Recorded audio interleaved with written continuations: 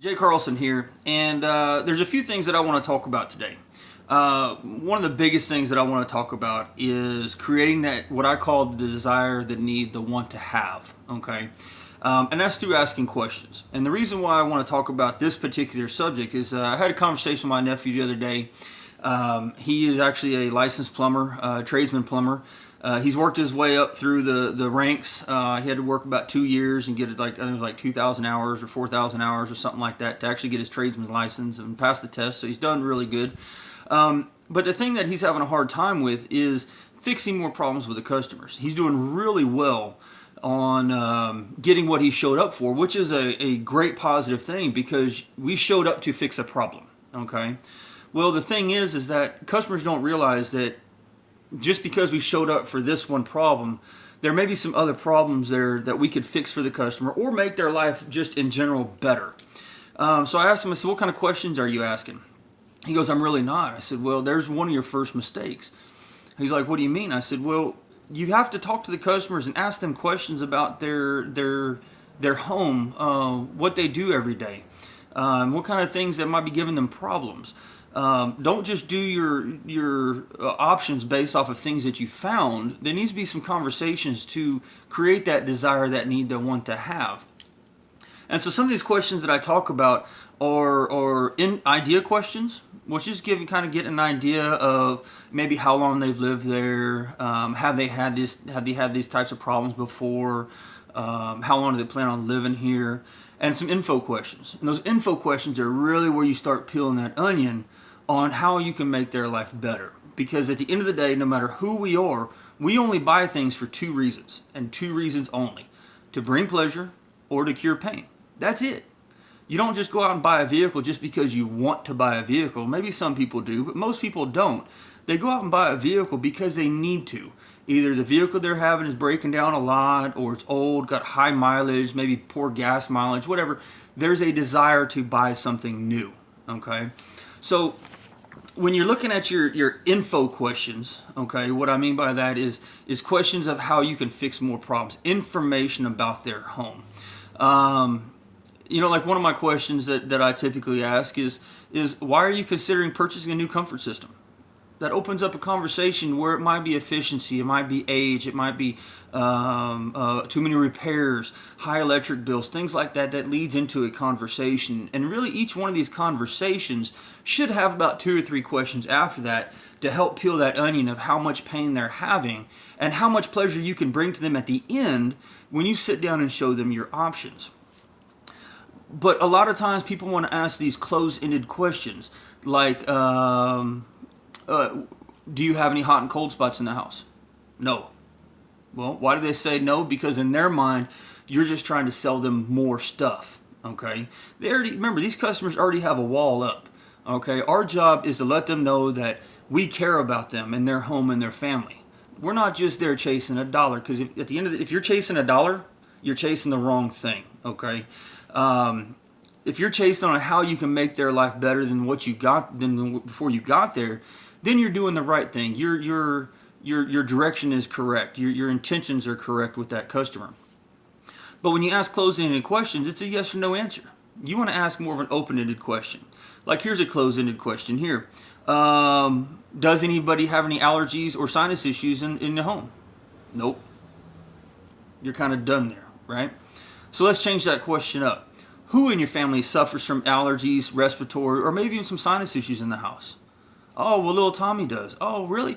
Write Tommy's name down, okay? And find out what's the problem, okay? He's got asthma. Wow. Let me ask you this. What kind of inconvenience is that, when little Tommy has a asthma attack, Kind of dig in a little bit.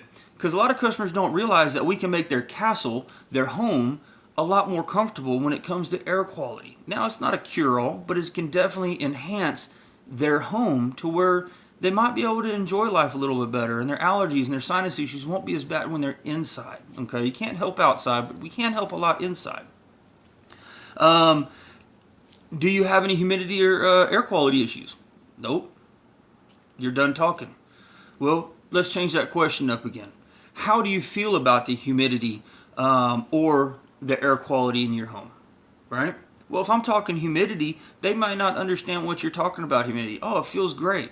So give them a scenario. Have you ever been laying in bed at night and you find yourself, you set the temperature down to 72, 73 degrees, whatever it might be, and you wake up feeling clammy. So what do? You go up and drop the thermostat even more because you feel like you're hot and you're sweating. Well, the funny thing is that you're not sweating, okay? That's the humidity that's not being pulled out of the air properly. You have a little conversation with the customer. Say, Mr. and Mrs. Customer, if I was able to decrease the humidity in your home to give you a much higher level of comfort, would that be something that you'd be interested in? Well, shoot, yeah, great deal. Something Weldon Long taught me is you circle that answer. Okay, you circle it because the customer doesn't care how much you know until they know how much you care about them. So if I'm going to circle this is not only a priority to them, but it's a priority to me as well. So let me ask you, why are you considering purchasing a new home comfort system? A bunch of doors may open there. Age, efficiency, high electric bills, comfort, breakdowns, repairs, all these different things may come out. Well, all those things are very important for you to know on how you can help them out later on down the road when it comes to presenting options. One of the other questions I hear is, do you have any hot and cold spots in your house? Right? I'm sure you can figure the answer out the tip most customers give. Well, a lot of times they don't realize that stuff can be fixed. So instead of asking that closed-ended question, ask an open-ended question. Kind of lead into it a little bit. You know something, Mr. and Mrs. Customer? I've been into a lot of homes very similar to yours, and I usually find that there's different rooms that are either hotter in the summer times and colder in the winter, or whatever the case may be. They're just not as comfortable and balanced out throughout the house. So let me ask you, where in your home do you have hot and cold spots? Pause, let them answer, okay? You'll be surprised how many doors you can open up. They give you an answer. That master bedroom is it's always hot in the summertime. It's sitting right there on that west side of the wall, and I know just replacing the system is going to fix that. Well, as a HVAC specialist, we all know that an AC system's not going to fix balanced airflow. An AC system doesn't care where it's pushing air; it just pushes air. So where do we go with this? So let me ask you this. I'm going to go up in the attic here in a little bit and inspect your ductwork and attic insulation because there are some key factors that come down to actually sizing a system properly. If I can find a way of fixing that problem in that master bedroom and getting you more airflow in that master bedroom, would you like me to share that with you? Well, shoot, yeah, cool. Circle it, okay? Again, you're letting them know that you care about them. And then some other questions. Let me ask you this. When was the last time you had your ductwork cleaned? You'll be surprised how many times nobody's ever had that done. And if you don't offer duct cleaning, you really need to get into this because it's not a lot of high revenue, but it's definitely small things that can change a customer's life because they don't realize that having leaky ductwork and stuff like that, a lot of that comes into the duct system and then it comes into the house. Let's get it out for them, okay? It's just offering a whole nother service to them. And of course, you have investment questions and stuff like that. Mr. and Mrs. Customer, when you typically purchase something that has a monthly investment type thing with it, do you typically look for the low payment, low interest, or maybe even some zero interest type easy payment plans? Don't use the F-bomb. Don't use finance because nobody likes finance. You're not selling cars, okay? Whatever they say, you circle it or you write it down. Maybe have a questionnaire very similar to this right here, to where you have something to write on when you're sitting in front of that customer. Now, of course, if they ask for some sort of monthly investment, they probably have something in mind. So ask it a question like this. On a monthly basis, without taking food off the table, clothes off your back, or definitely a roof over your head, what kind of monthly investment would you and your family be comfortable with? And just shut up and listen. It's the best thing you can ever do is shut up, okay? One of those salesman's worst nightmares is keep talking. Ask a question and shut up. They're going to give you a monthly payment. Let's say they do $200. And there's just two simple words after that. Up to? And let them answer. Okay? You'll be surprised. They may say $200, but they may go, something between $200 and $250. Okay? Write that down. Now, all these questions are really good when it comes to creating that desire, that need, that want to have to fix their problems and to bring them pleasure. Remember, we talked about that. Well, there's one question on this questionnaire that is actually one of the most, well, is the most important question on here. Wally talks about our 4 doors. We've got the I want to think about it door, we've got the 3 bids, and of course the 2 different price objections. This last question has to do with that I want to think about it door. And that's one of my favorite questions for customers to ask, okay, or objections to give me is I want to think about it. Because there's only one thing they have to think about. It's not what you're trying to do for them, because at the end of the day, we all want the most for nothing, okay? It all comes down to price. So question 12, or question 12 for me, or your last question, should be able to close that I want to think about it door. And it can go very similar to this. Mr. and Mrs. Customer, I'm sure you've dealt with pushy salesmen before, whether, I know you bought cars and different things like that. But I've got great news for you. I'm not a pushy salesman. I'm an professional HVAC design consultant, and I take my job very seriously. And what I'd like to do today is take as much time as needed to answer any questions you have, design the right system, possibly fix a lot of these problems, or see what I can do about fixing a lot of these problems here that we've talked about today, and of course get it within your budget. And all I ask is when we're done today, if you can just let me know if we're a good fit for you and your family. Is that fair enough? You'll be surprised how many times that they'll say, yeah, that's fair enough. The funny thing is at the end of this, when we sit down and present, you're going to show them the price. And they're going to get set back in their seat because, face it, most people have never bought AC systems. Okay? So they're going to come back, man, that's a lot of money. I'm going to have to really think about this. What did we talk about? The last question. Remember earlier, sir? We were sitting there talking, and I asked you if we can get it, get the right system for you in your house, fix a lot of these problems, and of course get it within your budget. And if we could do all those things, that you would let me know if we were a good fit for you and your family. Customers say, yeah. Has something changed between now and then? Let them talk. Okay, it's going to come down to price. Well, you've got a lot of tools, and I don't have enough time right now to get into all those tools, but you have efficiency calculators. You can show them how much they're going to be saving on their electric bills if you have those tools handed to you. If not, you really need to look up to it or look into it to get those types of tools. But get them to tell you the problem. It's down to price. Well, you know something? We have a lot of things that are at hand to help them out with price. So this stuff takes practice. Okay. Question 12 is the intention statement.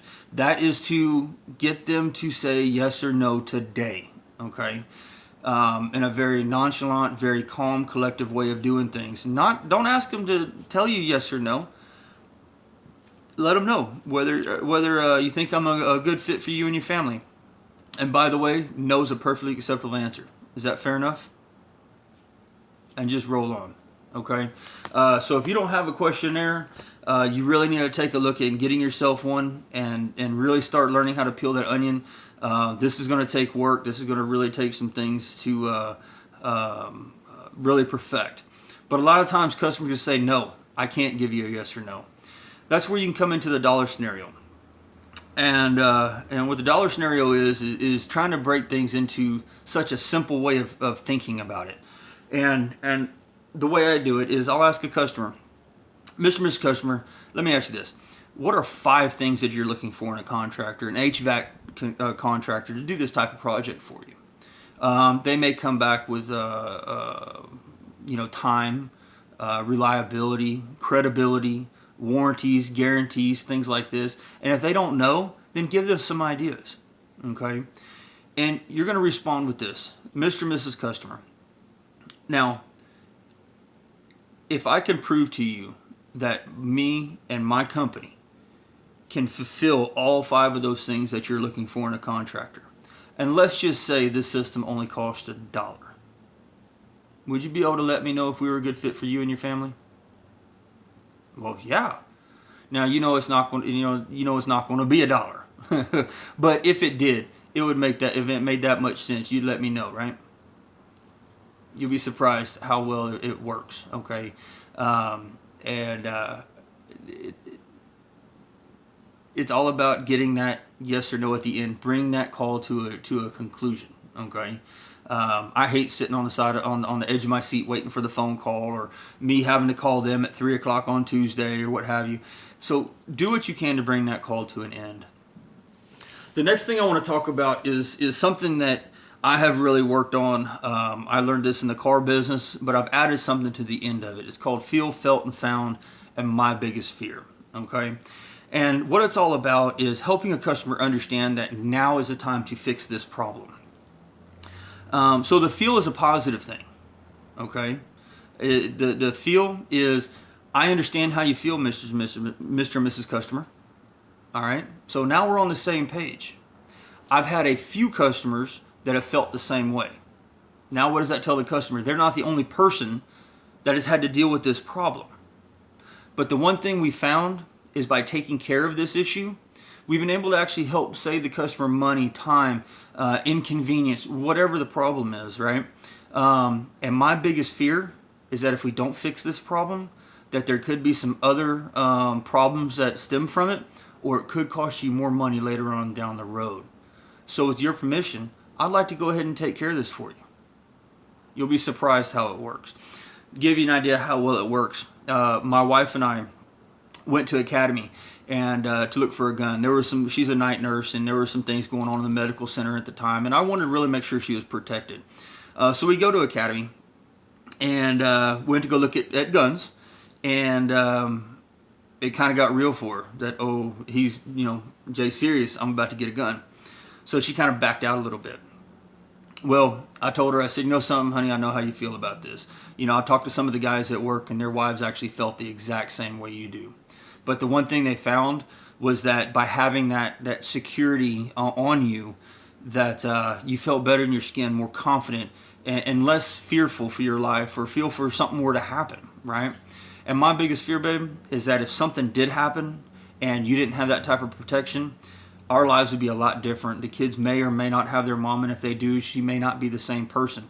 So I think we should go ahead and get that gun for you. And of course, I shake my head yes, right? And she goes, okay. It was done. Her objections were done. Bad part was I told that same thing to one of my plumbing, one of the guys there in the plumbing department. That about an hour later, she slapped me. She goes, "You used that stuff on me." I said, "It worked, didn't it? We got a gun for you." So this stuff does work. So feel, felt, found, my biggest fear. Okay, I understand how you feel.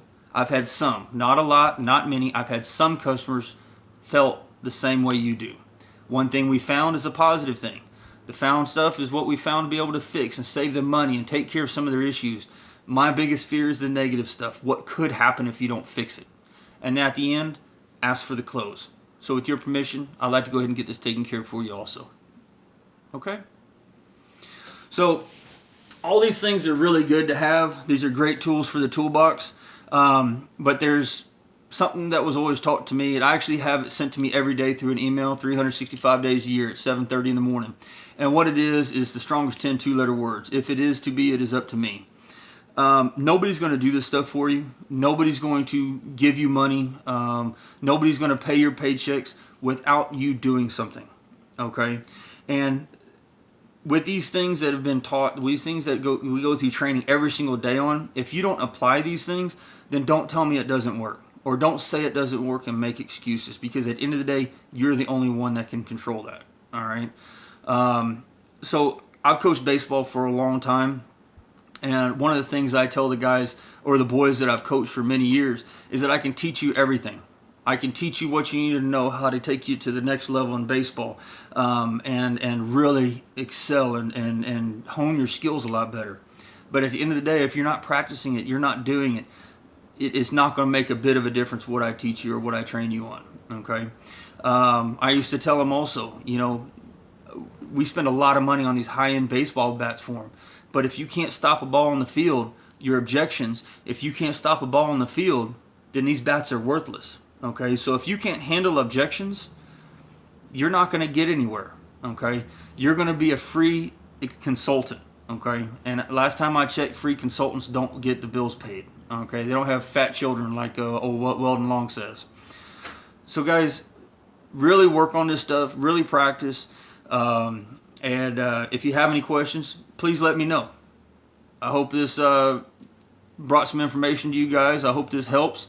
And go make some money, guys. Bye.